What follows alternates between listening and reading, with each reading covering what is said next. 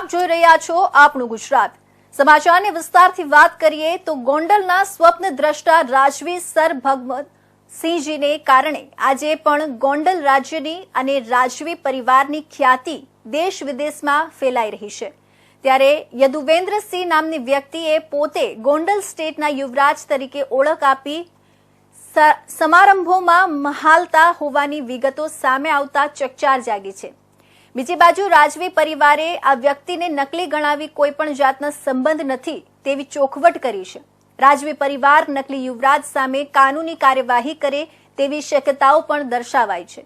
નકલી doctor, collector, police કે પીએ બાદ હવે કોઈ રાજ્યના નકલી યુવરાજ તરીકે ઓળખ આપનારા પણ પડ્યા છે અને સમાજને ઊંધા ચશ્મા પહેરાવી રહ્યા છે તેવી વિગતો બહાર આવતા ગજબ થયો છે।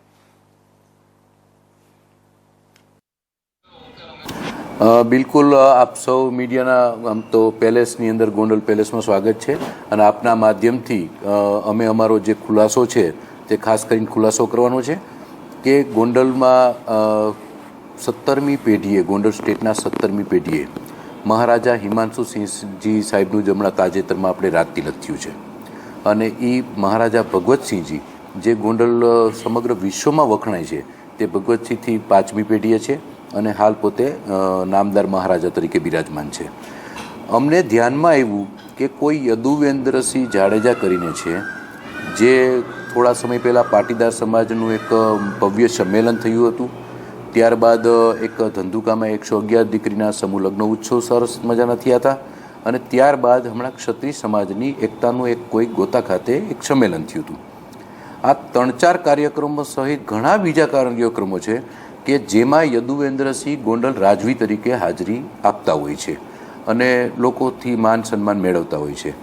અમારે આ સ્પષ્ટતા એટલા માટે કરવી પડે કે યદુવેન્દ્રસિંહના પૂર્વજો એટલે કે 9 પેઢી પહેલાં ગોંડલ સ્ટેટથી અલગ પડ્યા હોય અને એમને ભાયાતી ગામ, દાળિયા અને વેજા ગામ આપેલા, ત્યાર પછી કોઈ પણ પ્રકારનો ગોંડલ સ્ટેટ સાથે એમને કોઈ નાતો નથી રહેતો। રાજભાઈ, ખાસ કરીને વાત કરીએ તો આપને કઈ રીતે માલુમ પડ્યું કે ભાઈ આ રીતે જે છે ફરજી ક્યાંક ને ક્યાંક બનાવ બની? બિલકુલ, ગોંડલ સ્ટેટને આપ સૌ જાણો છો કે લોકો એક આદરભાવથી જોતા હોય છે, ચાહતા હોય છે। તો ગોંડલને જે ચાહનારા લોકો છે કે ખાસ કરીને ધોરાજી, ઉપલેટા, ગોંડલ જે જૂનું ગોંડલ રાજ્ય છે ત્યાંના અમારા બધા ભાયાતો હોય, સ્વાભાવિક લોકો, બીજા અન્ય લોકો જેને ગોંડલ સ્ટેટનો મહારાજા સાહેબનો પોતાનો સંપર્ક કર્યો, અમારો બધાનો સંપર્ક કર્યો અને એના અનુસંધાને અમે જે કોઈ યુટ્યુબના વિડીયો, સોશિયલ મીડિયાના વિડીયો, કોઈ કંકોત્રી વગેરે જે બી અમે જોયું અમને એવું લાગ્યું કે આ વાત ખોટી થાય છે। આજે ગોંડલ સ્ટેટને લોકો આદરથી જોવે છે અને આપણે આવા કોઈ સંમેલનોમાં ક્યાંય ઉપસ્થિત નહોતા રહ્યા, આપણને કોઈ આમંત્રણ બી નહોતું અને આવી કોઈ ખોટી રીતે ગોંડલનું નામ ઉછાળતું હોય, ગોંડલ સ્ટેટનું નામ જ્યારે ઉછાળતું હોય ત્યારે આ સ્પષ્ટતા કરવી અમારા માટે જરૂરી બની ગઈ હતી। ખાસ કરીને હવે આપના તરફથી કઈ રીતના જે છે તે આ બાબતે પગલાં લેવામાં આવી રહ્યા છે? અમે ખાસ કરીને બધાના મીડિયાના માધ્યમથી દરેક મીડિયાના માધ્યમથી બધા જ લોકોને અમે જાહેર કરીએ છીએ કે સૌથી પહેલી વાત તો એ કે આવા કોઈ કાર્યક્રમોમાં ગોંડલ સ્ટેટ ક્યાંય ઉપસ્થિત રહ્યા નથી, આમાં ક્યાંય સામેલ નથી। હા, સારું કાર્ય કોઈ કરતું હોય તો હંમેશા ગોંડલ મહારાજા સાહેબની શુભકામનાઓ સાથે હોય છે। પછી ત્યારબાદ જે યુવરાજ સાહેબવાળી વાત આવે તો ગોંડલ સ્ટેટ રાજવી પરિવારની અંદર એક ગોંડલ એક નામદાર મહારાજા હિમાંશુ સિંહ સાહેબ બિરાજમાન છે અને રાજમાતા કુમુદકુમારી સાહેબ બિરાજમાન છે। તો બે જ વ્યક્તિ પરિવારની અંદર છે। તો જે મહારાજા હોય એમના દીકરા હોય એમને યુવરાજ સાહેબ કહી શકાય। હવે મહારાજા સાહેબના કોઈ દીકરા તો છે નહીં, મહારાજા સાહેબે કોઈને દત્તક પણ લીધેલા નથી, તો યુવરાજ સાહેબનો કે મહારાણી સાહેબનો કોઈ પ્રશ્ન આવતો નથી। અમે જાહેર જનતાને ખાસ કરીને વિનંતી કરી છે કે જ્યાં ગોંડલ સ્ટેટનું કોઈ આવી વાત આવતી હોય તો અમને ધ્યાન દોરવું અને કોઈ ગોંડલનું નામ આવી રીતે ખોટી રીતે।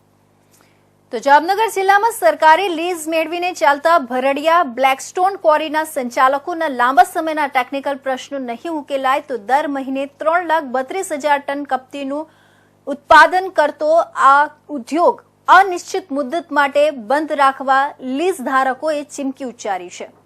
જામનગર જિલ્લામાં 58 ભરડિયા ચાલુ છે। તંત્રના કડક પગલાં અને બીજા કારણોસર 20 ક્વોરીઓ બંધ છે। જિલ્લામાં ક્વોરી દીઠ માસિક 4,000 ટન લેખે મહિનામાં કુલ 3,32,000 ટન કપચી બનાવવામાં આવે છે।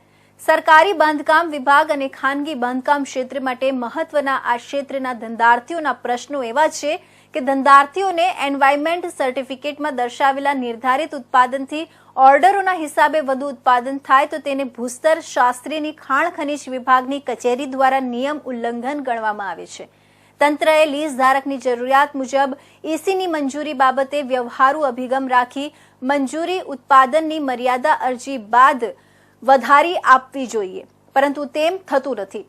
આ જ રીતે જૂની લીઝના સ્થળોએ અને જાહેર હરાજી કરાયેલા બ્લોક્સમાં 1 ટનની રોયલ્ટીના ભાવ ₹45 છે, જ્યારે ખાનગી જગ્યામાં ચાલતી લીઝમાં સીધી ડબલ રોયલ્ટી લગાવવામાં આવી છે. આરટીઓને બદલે ખાણ ખનીજ વિભાગ ઓવરલોડ વાહનોની કાર્યવાહી કરી છે, જેમાં વધારાના વજનની રોયલ્ટી લઈ લેવામાં આવે તેમજ નિર્ધારિત રૂટ સિવાયના ઓર્ડર મળે તો જીપીએસ સિસ્ટમ લાગેલી હોવાથી વાહનની રોયલ્ટીની પાવતી ન બનતી હોવાની ભરડિયા સંચાલકોની ફરિયાદ સમસ્યા છે, જે ઉકેલવામાં આવે તેવી માંગણી છે.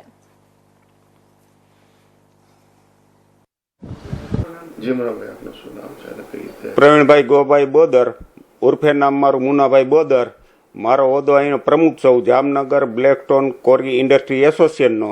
અમારે આખા ગુજરાતમાં છેલ્લા 5-6 વર્ષથી અમારે બધા પ્રોબ્લેમ છે. ઈસીના, માઇનિંગ પ્લાનના, ખાનગી માલિકીમાં લીઝના, ખાડા માપણીના, એ બધું અમારે આજથી પહેલાં હડતાલ પાડી હતી અમે 15 દિવસની 2.5 વર્ષ પહેલાં. ત્યારે અમારે સરકારે એવું સમાધાન થયું હતું કે ભાઈ અમે આ બધું તમને નિરાકરણ લાવી દેશી, એટલે અમે પાછા ધંધા રોજગાર ચાલુ કરી દીધા હતા. પછી આ કાંઈ આનું નિરાકરણ ના આવતા ધીમે ધીમે અમને બધી આની વરી કન્નડગત વધતી ગઈ. કોઈને આ 10 એટીઆર બંધ કરી દઈએ, જેને ઈસી ઓછા હોય ને કોઈ થોડુંક વધુ માલ કાઢ્યો હોય તો એના એટીઆર લોક કરી દઈએ. એમ અમારે જામનગર જિલ્લામાં ટોટલ 57 ભેડી આવેલ છે, એમાંથી અટાણે 17 લીજો બંધ છે. એટલે અમે 15 દિવસ પહેલાં ગાંધીનગર મુકામે અમારે બધાનું આખા ગુજરાતના પ્રમુખો બધા ભેરા થયા હતા. તો અમે એવું નક્કી કર્યું કે ભાઈ 28 તારીખે આપણે અહીંયા દ્વારકા ખાતે મિટિંગ કરશું અને અટાણે આપણે સરકારને એવી આગામી 15 દિવસમાં આપણું બધું રેડી કરી દઈએ તો આપણે ટૂંકમાં ભેડિયા બંધ ના રાખવા પડે. એટલે અમે 2 તારીખથી જ અમે સરકારને એવું કીધું કે ભાઈ 2 તારીખ સુધીમાં અમને જે આ સમાધાન ને જે થયું હતું એનું અમને નિરાકરણ લાવી દો, નકર અમારે ના છૂટકે 28 તારીખે જનરલ મિટિંગ બોલાવી દ્વારકા ખાતે. તો અમારે ત્યાં દ્વારકાધીશ શીશુ ઝુકાવી અને ના છૂટકે અમારા 2 તારીખથી ધંધા રોજગાર બંધ કરવા પડશે, એવી અમારી પરિસ્થિતિ છે.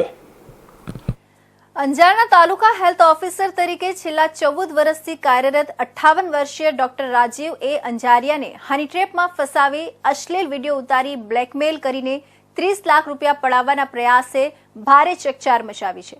યુવતીએ ડોક્ટરને પોતાની જાળમાં ફસાવવા પહેલા નોકરીના બહાને અવારનવાર મુલાકાત વધારી ઘરે બોલાવી ડોક્ટરની સામે નિર્વસ્ત્ર થઈ. ત્યાં જ કહેવાતા પતિએ તરત જ પહોંચીને વિડીયો ઉતાર્યો, જે બાદ ડોક્ટરને દુષ્કર્મની ખોટી ફરિયાદ કરવાની ધમકી આપી 30 લાખની માંગણી કરતા અંતે ડોક્ટરે પોલીસમાં ફરિયાદ નોંધાવી હતી, જે ફરિયાદના ગણતરીના કલાકોમાં જ આરોપી કહેવાતા પતિ ગુલામ હાજીની પોલીસે ધરપકડ કરી છે, જ્યારે હજુ ફરાર નર્મદાની શોધખોળ હાથ ધરવામાં આવી છે. ડોક્ટરને અજાણ્યા નંબર પરથી એક મેસેજ મળ્યો. પોલીસ મથકેથી પ્રાપ્ત થયેલી વિગતો અનુસાર સૌ પ્રથમવાર 17 ઓગસ્ટે અજાણ્યા નંબર પરથી ડોક્ટરને વોટ્સએપ પર એક મેસેજ મળ્યો હતો. મેસેજ મોકલનારે પોતાનો ફોટો મોકલી પોતાનું નામ નર્મદા દિનેશભાઈ વાળંદ હોવાનું જણાવી તેને આશા વર્કર તરીકે મેઘપરમાં કામ કરવું હોવાનું જણાવ્યું હતું. ડોક્ટર અંજારિયાએ કોઈ જવાબ ન આપતા નર્મદાએ ફરિયાદીની અંજાર ઓફિસે રૂબરૂ મળવા ઈચ્છતી હોવાનું જણાવી બપોરે 3 વાગે રૂબરૂ મળવા આવી હતી. ત્યારબાદ નર્મદાએ ફરિયાદીને સવાર સાંજ પોતાના ફોટોગ્રાફ સાથે ગુડ મોર્નિંગ અને ગુડ નાઇટના મેસેજ મોકલવાનું શરૂ કરીને પરિચય વધુ ઘનિષ્ઠ બનાવવાનું શરૂ કર્યું હતું. સમય જતાં વધુ એકવાર તે રૂબરૂ ઓફિસે આવી અને ફરિયાદી સાથે વોટ્સએપ કોલ પર અવારનવાર વાતચીત કરતી હતી. નર્મદા ફરિયાદીને અવારનવાર ઘરે ચા પાણી માટે બોલાવતી હતી. ત્યારબાદ આ ઘટના ઘટી હતી. ઓકે સર, જે 2 દિવસ પહેલા આદિપુર પોલીસ સ્ટેશન વિસ્તારમાં જે હની ટ્રેપની જે ઘટના બની છે, શું છે આખી વિગત? તારીખ 26 સપ્ટેમ્બર 2024ના રોજ આદિપુર ખાતે એક હની ટ્રેપની ફરિયાદ દાખલ થઈ, જેમાં ફરિયાદી તરીકે ડૉક્ટર રાજીવ અરવિંદભાઈ અંજારિયા છે કે જેઓ તાલુકા હેલ્થ ઓફિસર તરીકે અંજાર ખાતે ફરજ બજાવે છે. આ ડૉક્ટર રાજીવભાઈ એટલે કે ફરિયાદીને આરોપી નર્મદાબેન દિનેશભાઈ વાળંદ કે દ્વારાઓએ ફોન કરીને જાણ કરી હતી કે પોતાની આશા વર્કરમાં નોકરી કરવી છે અને પોતાને નોકરી અપાવો, બરાબર. જે બાબતની વાતચીત કરી અને આ ફરિયાદીને પોતાના ઘરે બોલાવ્યા હતા અને પોતાના મમ્મી પપ્પાને પણ આ બાબતે નોકરી બાબતે વાત કરવી છે તેમ કહીને ફરિયાદીને પોતાના ઘરે બોલાવવામાં આવતા ફરિયાદી દ્વારા તેમના ઘરે ગયેલ હતા અને આ વખતે ફરિયાદી જ્યારે એમના ઘરે ગયા એ વખતે એમના માતા પિતા હાજર ન હોય. ફરિયાદીએ તેમને માતા પિતા વિશે પૂછેલ કે માતા પિતા ક્યાં છે, તો આરોપી નર્મદાબેને કહેલ કે થોડી વાર બહાર ગયા છે, થોડી વારમાં આવશે, આપ થોડી વાર અહીંયા બેસો એમ કરીને ફરિયાદીને ત્યાં એક રૂમમાં બેસાડેલા. એ દરમિયાન અચાનક જ આ જે આરોપી છે નર્મદાબેન તેઓએ પોતાના કપડાં કાઢવાનો પ્રયત્ન કર્યો. એ દરમિયાન જ બીજા એક આરોપી કે બીજો આરોપી કે જેનું નામ ગુલામ હાજી છે, જેને નર્મદાના પતિ દિનેશ વાળંદ તરીકે પોતાનું નામ ધારણ કરેલું હતું, તેને અચાનક રૂમમાં પ્રવેશી અને ફરિયાદી સાથે મારામારી કરવા લાગેલ. તેમજ ફરિયાદીને પણ ધાકધમકી કરીને તેમના કપડાં ઉતારવા કહેલ અને બંનેના વિડીયો એમને ઉતારી લીધેલ અને વિડીયો ઉતાર્યા બાદ તેમને ફરિયાદીને કહ્યું કે ભાઈ તમે મને 30 લાખ રૂપિયા આપો, નહીં તો હું તમારા વિડીયો વાયરલ કરી દઈશ. જે બાબતે આરોપીએ ફરિયાદીને ધાકધમકી આપતા ફરિયાદી દ્વારા તેઓને 50,000 રૂપિયા આપવામાં આવેલ. તેમજ આરોપીઓ દ્વારા ફરિયાદીના 30 લાખની માગણી કરેલ. તે બાબતે ફરિયાદી પાસે 30 લાખ હાજર ન હોય ફરિયાદીએ પાસેથી આરોપીઓએ તેમના 6 ચેક લઈ લીધેલા, જેમાં 5-5 લાખની રકમ લખેલી હતી અને તેમાં ફરિયાદીને સહી કરીને એ 6 ચેક લઈ લીધા. તેમજ આરોપીઓએ ફરિયાદીના બીજા 2 કોરા ચેક પણ લઈ લીધા અને આરોપીઓએ ફરિયાદીને ધમકી આપેલ કે જો તમે મને 30 લાખ રૂપિયા નહીં આપો તો હું તમારા વિરુદ્ધમાં બળાત્કારની ફરિયાદ કરાવીશ અને તમારા જે વિડીયો છે એ. જૂનાગઢ મહાનગરપાલિકાના આરોગ્ય વિભાગની મેલેરિયા શાખા દ્વારા સ્વચ્છતા હી સેવા અભિયાન અંતર્ગત શહેરના વિવિધ સ્થળોએ મચ્છરજન્ય રોગોને કંટ્રોલ કરવા માટે AI/ML ટેકનોલોજી આધારિત ડ્રોન ટેકનોલોજીનો ઉપયોગ કરી મચ્છર નિયંત્રણની કામગીરી હાથ ધરવામાં આવી છે. જૂનાગઢ શહેરમાં સ્વચ્છતા હી સેવા અભિયાન અંતર્ગત વિવિધ સ્થળોએ સ્વચ્છતા અંગેની કામગીરી કરવામાં આવી રહી છે. ત્યારે જૂનાગઢ મહાનગરપાલિકાના કમિશનર ઓમપ્રકાશના માર્ગદર્શન હેઠળ આરોગ્ય શાખા દ્વારા શહેરના વિવિધ સ્થળોએ વરસાદની સિઝન બાદ થતા રોગ મેલેરિયા, ડેન્ગ્યુ અને ફાઇલેરિયા જેવા વેક્ટરજન્ય રોગો સામે લડવા માટે સૌરાષ્ટ્રને સૌપ્રથમ અદ્યતન ડ્રોન ટેકનોલોજી અપનાવી છે.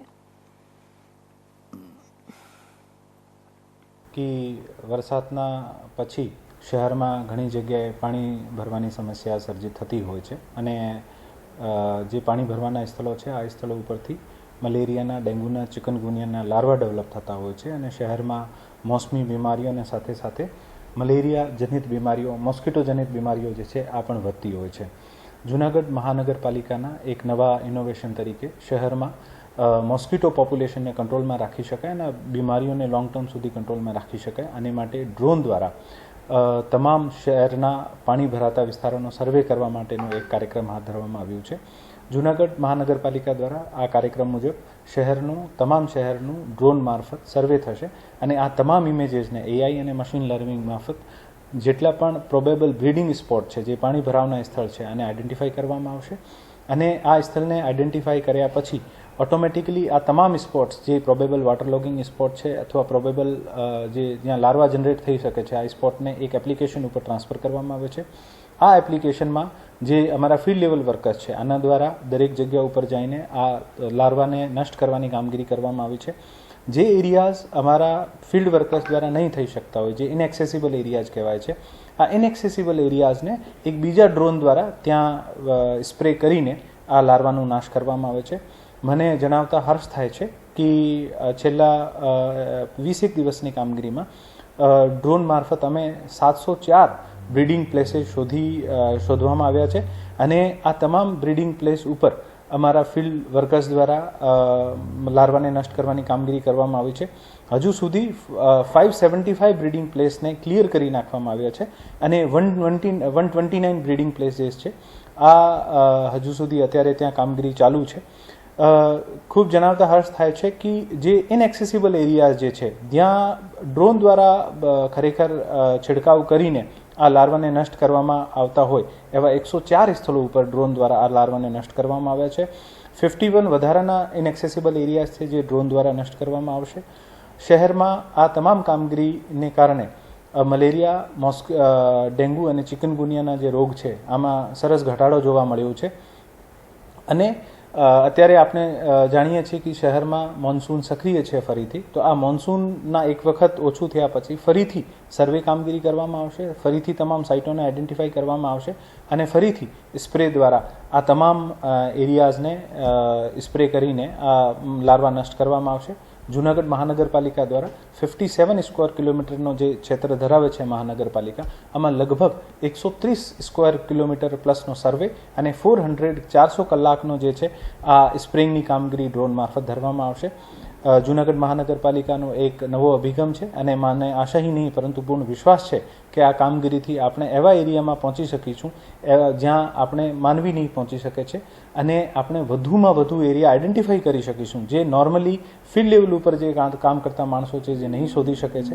વધુમાં વધુ નવા લાર્વા સ્પોટ આઈડેન્ટિફાઈ કરવા અને આ તમામ લાર્વા સ્પોટ ઉપર લાર્વાને નષ્ટ કરવાથી આપણે મલેરિયા, ચિકનગુનિયા અને ડેન્ગ્યુ જનિત રોગો ઉપર ખૂબ સારી રીતે. તો કચ્છ જિલ્લા પુરવઠા વિભાગ દ્વારા વિદ્યાર્થીઓના આધાર કાર્ડ અને રેશન કાર્ડ સાથે જોડી KYC કરવાની કામગીરી કરવામાં આવી રહી છે. ત્યારે આગામી સપ્તાહથી 4,45,000 જેટલા વિદ્યાર્થીઓનો પણ સમાવેશ કરવામાં આવશે. તેમજ સમગ્ર કચ્છના 24 લાખથી વધુ અરજદારોને KYC સાથે લિંક કરવામાં આવશે. કચ્છ જિલ્લામાં NFSA અને નોન NFSA ના કુલ 24 લાખ જેટલા કાર્ડ ધારકો છે.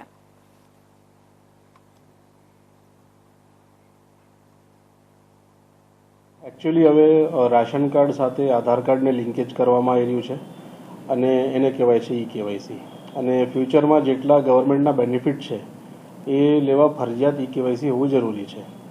આજની તારીખમાં કચ્છ જિલ્લામાં ટોટલ 24 લાખ લાભાર્થીઓ છે NFSA અને નોન NFSAના.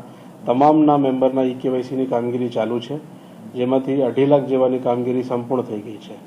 હવે શિષ્યવૃત્તિ મેળવવા માટે પણ સરકારે KYC ફરજિયાત કર્યું છે. તેમાં અમે 4,45,000 જેવા સ્ટુડન્ટ્સ, જેમાં પ્રાઇવેટ અને ગવર્મેન્ટ બંને આવી ગયા અને including students of college also, એ લોકોની KYC કરી રહ્યા છીએ, જેના અમે સેટરડેથી ઝુંબેશના ભાગરૂપે કામગીરી ચાલુ કરી છે. એનું સંપૂર્ણ મોનિટરિંગ અને માર્ગદર્શન માનનીય કલેક્ટર સાહેબ અને DDO સાહેબ દ્વારા કરવામાં આવી રહ્યું છે અને દરેક ગામમાં VC અને જે કંટ્રોલના સંચાલક છે એ લોકો દ્વારા કામગીરી લઈને, બાયોમેટ્રિક લઈને દરેક સ્ટુડન્ટના KYC કરી રહ્યા છે.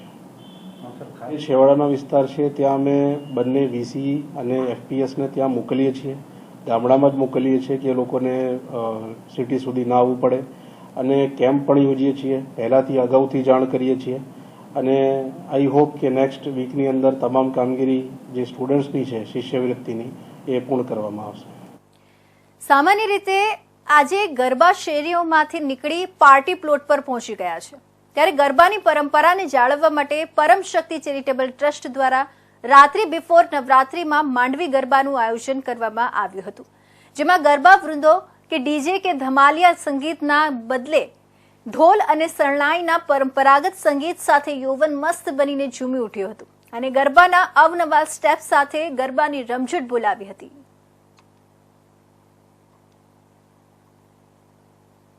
આપનું નામ, પરિચય અને પારંપરિક ગરબા કરવામાં શું છે વિગતો? મારું નામ મહિપતસિંહ આર ઝાલા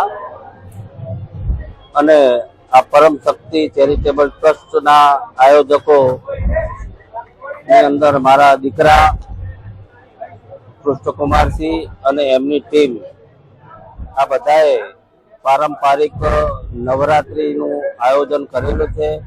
ઢોલ અને શહેનાઈ સાથે આણંદની અંદર પ્રથમ વખત આવું આયોજન થઈ રહ્યું છે. મોટા મોટા નગરોની અંદર, મહાનગરપાલિકાઓની અંદર આનો ક્રેઝ વધારે છે. આણંદની અંદર આજે પહેલી વખત વરસતા વરસાદની અંદર પણ આ ગામના, આ આણંદ શહેરના આજુબાજુના ગામડાના નગરજનો,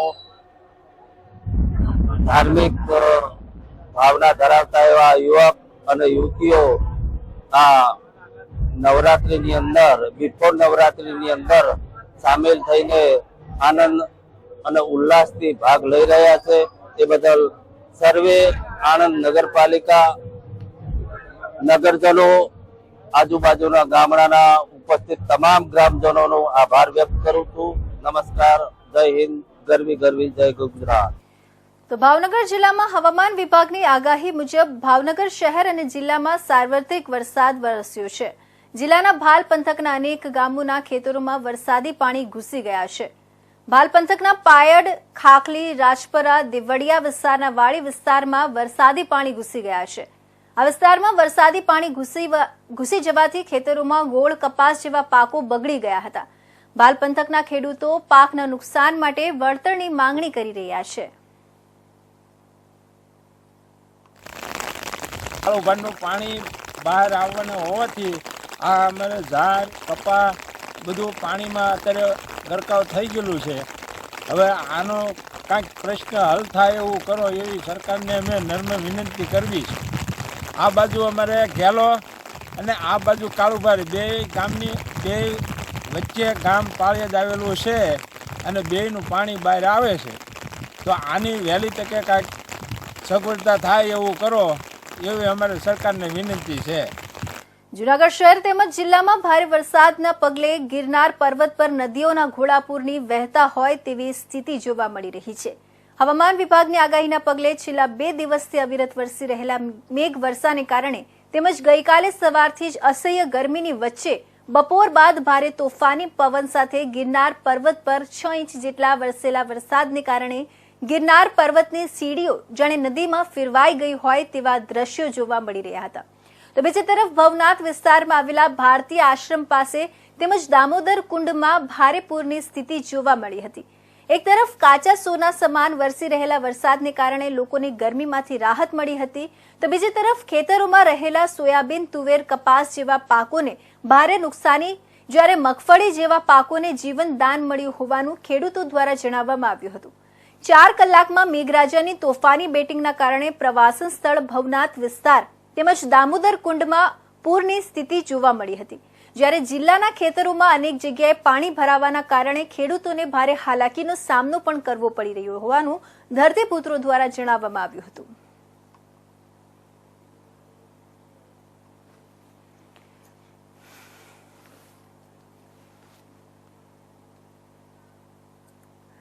ગુજરાતમાં પુલ બેસી જાય, કોઝવે તૂટી જાય એવા જ બનાવો બનતા જોવા મળે છે. જૂનાગઢ માંગરોળના ઓજી વિસ્તારમાં માંગરોળ તાલુકા પંચાયત દ્વારા લોકોને સુવિધા માટે વોખડા ઉપર કોઝવે બનાવવા ગ્રાન્ટ ફાળવવામાં આવી, પરંતુ આ કોઝવેની રિયાલિટી ચેક કરતા આ કોઝવેનું કામ લોટ પાણીને લાકડા જેવું થયું હોવાનું સામે આવ્યું હતું. આ કોઝવે હજુ તો 6 માસ પહેલા બનાવ્યો હતો, પરંતુ 6 માસ પૂરા થાય તે પહેલા જ બેસીને તૂટી જતા લોકો ભ્રષ્ટાચાર થયાના આક્ષેપો સાથે ટીડીઓ સહિતના અધિકારીઓને ફરિયાદ કરી, પરંતુ તપાસના નામે મીંડું જેવી પરિસ્થિતિ છે. આ કોઝવેમાં મોટા પાયે ભ્રષ્ટાચાર થયા હોવાના આક્ષેપ થયા છે અને સાથે સાથે અધિકારીઓની મિલીભગત હોવાના પણ આક્ષેપો થઈ રહ્યા છે, પરંતુ આ બાબતે ઉચ્ચ કક્ષાએથી તપાસ કરવામાં આવે તેવી લોકો માંગ કરી રહ્યા છે. નામ સુખભાઈ, 3 મહિના થયા તાર રોડ જો તડ પડી ગઈ. બાપા કોઝવે બન્યો એનો કેટલો સમય થયો? 3 મહિના. 3 મહિના. અત્યારે શું છે? આ પોસિંગન છે. ઇરફાન પઠાણ છે, હું કામના થ્રોડનો રહીશ છું. આ પુલ તાલુકા પંચાયત દ્વારા આશરે 3 થી 4 મહિના પહેલા 2 લાખ જેટલી રકમના ખર્ચે આ પુલ બનાવેલો છે. ધારાસભ્યની ગ્રાન્ટમાંથી આ પુલ બનાવેલું છે. અંદાજિત 2 લાખ જેટલી રકમનો ખર્ચ થયેલ છે અને આ પુલને 3 મહિના થયા નથી. આ પુલ તમને તૂટી ગયેલું છે અને અમે કોન્ટ્રાક્ટરને પણ જાણ કરેલી છે અને એકવાર ટીડીઓને પણ મૌખિક ફરિયાદ કરેલ છે, પણ અત્યાર સુધીમાં આનું કોઈ નિરાકરણ આવેલ નથી. ભ્રષ્ટાચાર થઈ એવો તો સ્પષ્ટ દેખાઈ રહ્યું જ છે, એમાં કંઈ કહેવાની જરૂર જ નથી. જો 2 લાખ રકમ જેટલી ગ્રાન્ટના અંદર જો આવો પુલના 3 મહિનાના અંદર જો આ ફાટી જતું હોય તો આપ નજરે જોઈ શકો છો, તો આનો કોઈ ભ્રષ્ટાચાર તો સામે સાબિત થાય છે, કહેવાની કંઈ જરૂર હોતી જ નથી. હવામાન વિભાગની આગાહીના પગલે સતત 4થા દિવસે પણ મેઘરાજાની ધમાકેદાર સવારી આવી પહોંચી હતી અને સવારથી તમામ તાલુકાઓમાં વરસાદનું આગમન થયું હતું અને મોડે સાંજ બાદ મહુવા, ઉમરાળા, વલ્લભીપુર, પાલીતાણા, ઘોઘા તથા જેસર પંથકમાં ધોધમાર વરસાદ વરસ્યો હતો. ભાવનગર જિલ્લામાં 3 દિવસથી સાર્વત્રિક વરસાદ વરસતા શહેરીજનોને પાણી માટે હવે સમસ્યા મદઅંશે ટળી ગઈ છે અને જિલ્લામાં શેત્રુંજી ડેમમાં આજે પણ સતત પાણીની આવક શરૂ રહેતા રાત્રે ડેમની સપાટી વધીને 32.9 ફૂટના આંકને આંબી ગઈ હતી. સૌરાષ્ટ્રનો આ સૌથી વિશાળ શેત્રુંજી ડેમ 34 ફૂટે ઓવરફ્લો થાય છે. રાત્રે આ ડેમમાં ઉપરવાસના જળસ્ત્રાવ ક્ષેત્રમાંથી રાતના સમયે 30,350 ક્યુસેકની પાણીની ધસમસતી આવક શરૂ હતી. આ ઉપરાંત જિલ્લામાં બગડ ડેમ, માલણ ડેમ, રોચકી અને હમીરપરા ડેમ છલકાયેલા છે. તો મુખ્ય 12 જળાશયો તે પૈકી 9 જળાશયોમાં પાણીની આવક શરૂ હતી.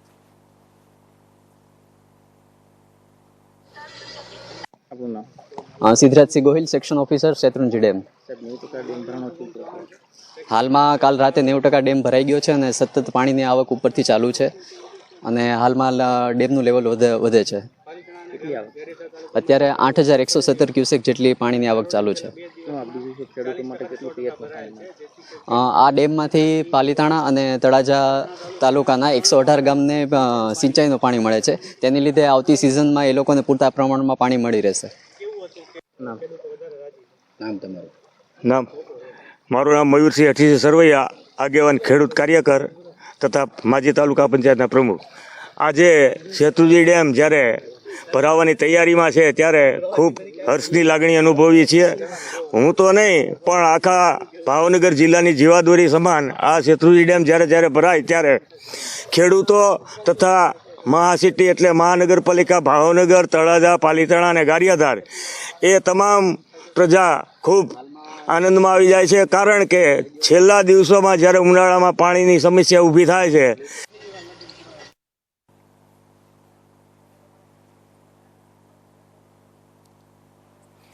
તો આ હતા આજના મહત્વના સમાચાર. નવા સમાચાર સાથે ફરી મળીશું. ત્યાં સુધી જોતા રહેજો ઇન્ડિયા ન્યૂઝ ગુજરાત.